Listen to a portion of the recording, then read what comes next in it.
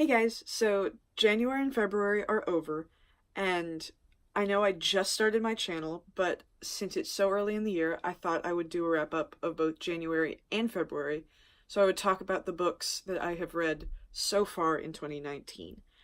And since I've already read a range of really good and really not good books, I decided to rank them from worst to best so that I start with the bad and end with the good. So, the worst book I have read so far in 2019 is Wildcard by Marie Lu. This is really disappointing. I loved the first book. So, Wildcard is the sequel to Warcross by Marie Lu. And Warcross is like a sci-fi dystopian kind of story where everyone has these Neuralink glasses or lenses that let you interact with this virtual reality world. And there's a game in the world called Warcross. And the main character, Amika Chen, is hired by the guy who created the Neuralink and created Warcross to find a hacker who's been messing with stuff. And it sort of all goes from there. I loved the first book so much, and I can't go into why because it's mostly spoilers, but I loved it, and I was so excited for the sequel to come out because I wanted to see where everything was going to go. It's a duology, and so I wanted to see how it was going to end. And then I got Wildcard, and it was so disappointing. Everything I loved about the first book, this one just ruined. Like, the plot twist that I love, this one just it ruined it. And it took things in a way that I just thought was so dumb. And it also had some tropes and some writing problems that I hate seeing in books, and I just couldn't get over that. So this was a 2-star book for me. Book 1 was 5 stars for me, and this was a 2-star book. I'm so disappointed by this. The second worst book I read so far in 2019 is Girls of Paper and Fire by Natasha Gangwon. I'm not sure how to pronounce the name, I'm so sorry. It is an East Asian-inspired fantasy story set in a world where there are 3 castes. There's the paper caste that is purely human, the moon caste that is what's called animal demons. They're not demons the way Westerners think of demons. It's just sort of anthropomorphic animals.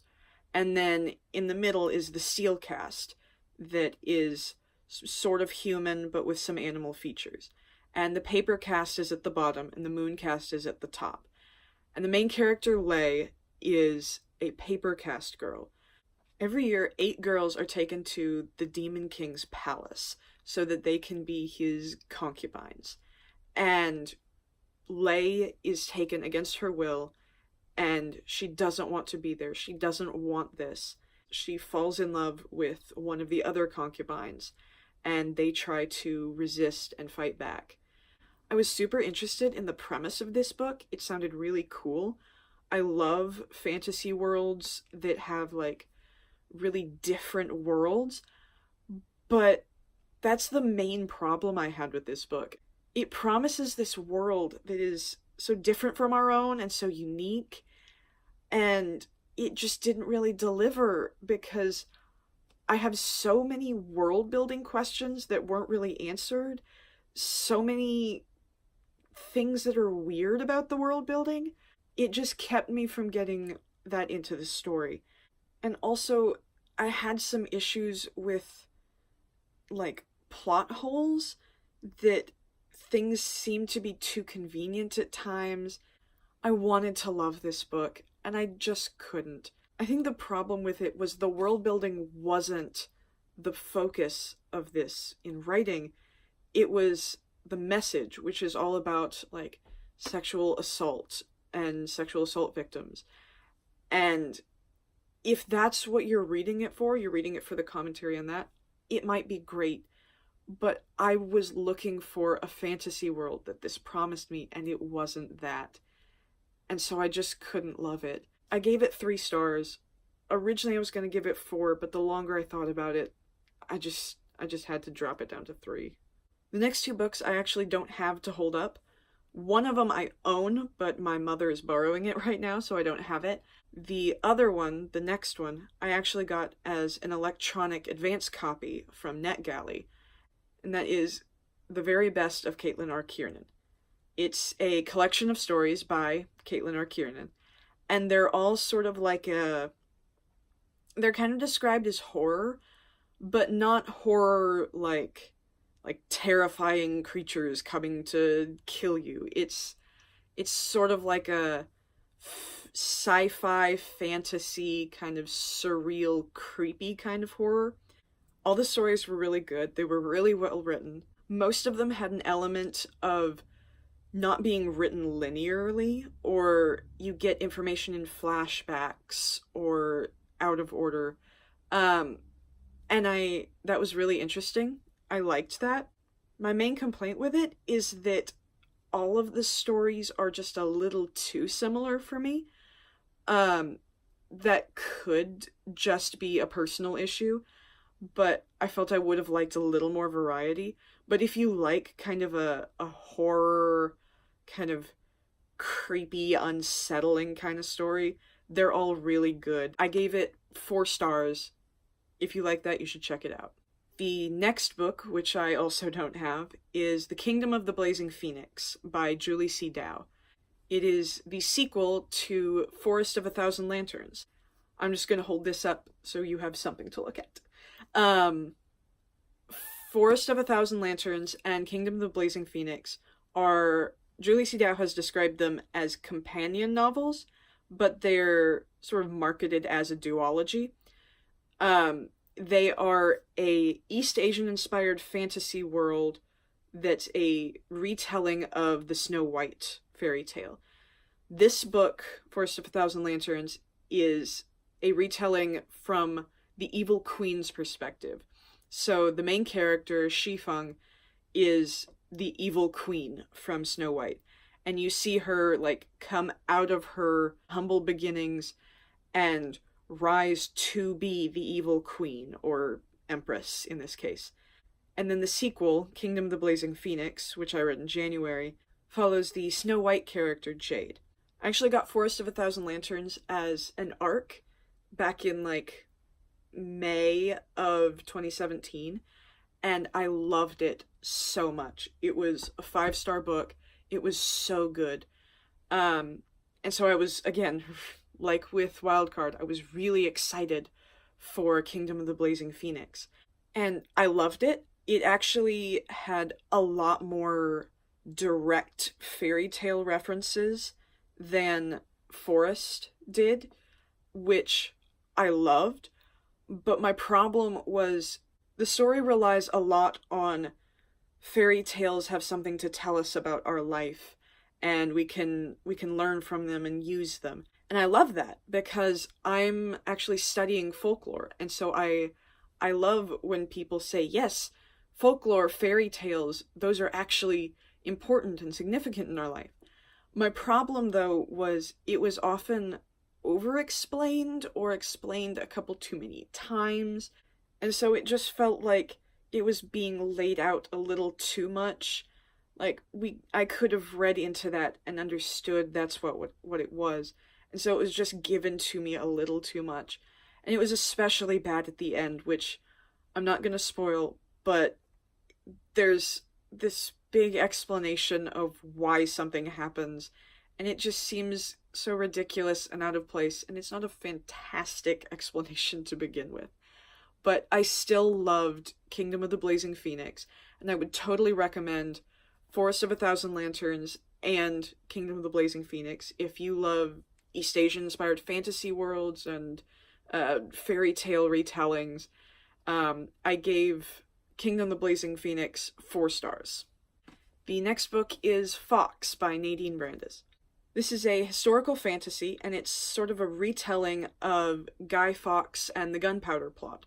The Gunpowder Plot was an attempt to blow up the British Parliament with the King of England inside, so that Guy Fawkes and the people he was working with could get rid of the Protestant king. This story is set in, like, fantasy England, where people have magic based on colors, and you can control things based on that color magic.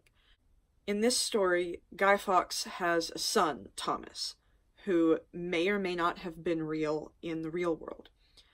And Thomas needs to find his father to get a mask so he can use color magic. But when he goes to London to find him, he gets drawn into this gunpowder plot and finds that if he wants his mask, he's gonna have to help his father kill the king. But eventually, he's not sure he wants to do that.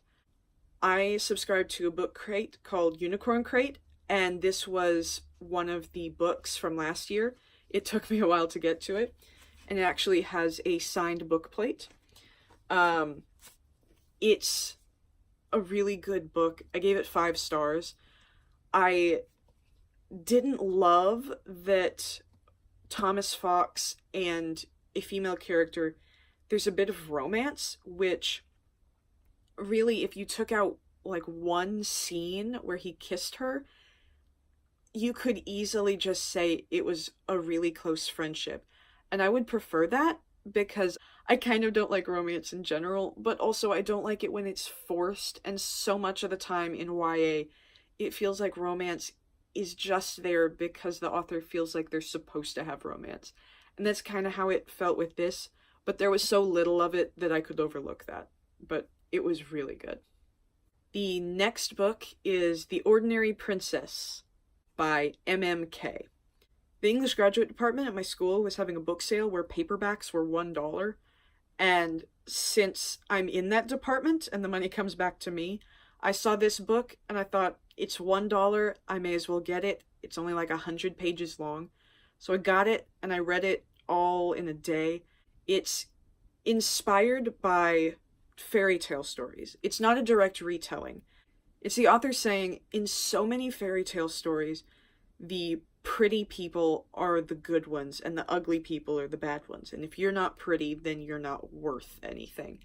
And in this story, the main character, Princess Amy, is supposed to be super gorgeous, but sort of like in Sleeping Beauty, where she gets all these blessings from fairies, Princess Amy gets blessings from fairies, but the last fairy says that she will be ordinary.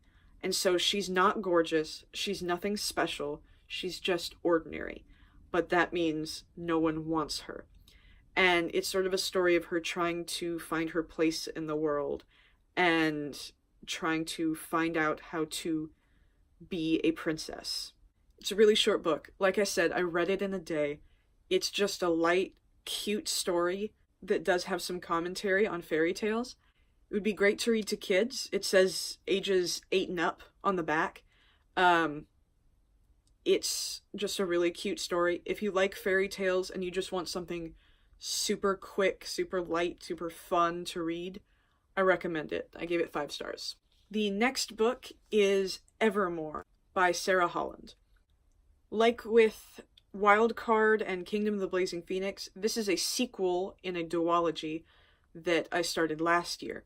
Evermore is the sequel to Everless, which is set in a fantasy world where time is in your blood, and you can extract that time from your blood and use it as currency or consume it to get more time. And once your time runs out, you die. So the really rich people who have a lot of money, they live for hundreds of years. We follow the main character, Jules Ember, who goes to the estate Everless so that she can earn blood irons to keep her and her father alive. And while she's there, she meets the queen, and she realizes that there are some weird, potentially dangerous things happening. I really loved Everless. I gave it 5 stars, and I loved Evermore even more. I can't go into what happens really, because all of it would spoil Everless, but it continues what started at the end of Everless. There's a lot of like character drama and some really emotional scenes that I really loved, and it sort of fleshes out the world a little bit more, and I really loved it. I gave this 5 stars. I would recommend Everless and Evermore if they sound interesting to you. I really loved them. The next to last book, the second best book I've read so far, I again don't have a copy of. It's a book I read for a class, and normally I wouldn't rate those books, but it was really good. It's The Truth About Stories by Thomas King, and it's actually the transcription of 5 lectures he gave talking about North American indigenous people and the issues they face and how that ties into storytelling. And his writing style is really engaging, and I loved reading it. And it put all these things into a new perspective that I loved learning about this, even though so much of this stuff was horrible. And I would really recommend the book to anyone interested in learning more about Native issues and things like that. I would really recommend it. I gave it 5 stars. It's so good. And the last book, the best book I've read so far this year, and probably going to be my favorite for most of the year, is Sweet Black Waves by Christina Perez. This is a retelling of the legend of Tristan and Isolde in a fantasy world that's very similar to ours, but the names of places are changed, and there's a bit more magic than in the real world. The Legend of Tristan and Isolde is a medieval legend that I won't go into in case you want to read this and you don't want to be spoiled, but if you are interested, you can look it up. It's a really well-known legend, and it's one of my favorite legends. I love it. I love retellings of it, and so I was super interested in this book. Like Fox, I got this from Unicorn Crate, so it has a nice little book plate. When I heard that this was a retelling of Tristan and Isolde, I was so excited for it. And I love this so much. It follows Branwen, who is the lady's maid of Princess Isolde, and in this story, she is also the cousin of Princess Isolde. In this world, Ireland, which is called Iveryu, and Cornwall, which is called Cerniv, have been fighting for a long time, and Branwen's parents were actually killed by Cernivac raiders. One day, Branwen, who is a healer, finds an injured Cerniv man on the beach, and she nurses him back to health, and they start to fall in love. And it turns out it's Prince Tristan of Cerniv. Branwen nurses Tristan back to health, and he goes back home to Cerniv. Tristan then returns to compete for Princess Isolde, so that he can take her back to be King Mark's bride. And while all this is happening, Branwen is learning more about healing and healing magic and other magic. And from the fact that this is a retelling of Tristan and Isolde, you can probably already tell that some weird things happen if Tristan is with Branwen. I knew where this story was going, and that just made it even more of an emotional distress. The last 100 pages of this were just so hard for me to read because I knew where it was going, but I loved it anyway, and it just broke me by the end. I love it so much. The sequel's coming out in August, and I cannot wait. This is my absolute favorite book so far. I don't know that any book is going to beat this unless I reread a book I already love. So, I gave this 5 stars. If you like retellings of legends, if you like the story of Tristan and Isolde, if you like romances that are emotionally distressing at the end, read this book. I love it. And that's it for my January and February wrap-up. Leave a comment and let me know if you have read any of these books and what you thought of them, or what your favorite or least favorite book that you've read so far in 2019 is. I'd love to hear what you guys have been reading. Thank you for watching. Subscribe if you liked this. Feel free to check out the links down in the description to follow me on Goodreads and Twitter, and I will see you later. Bye!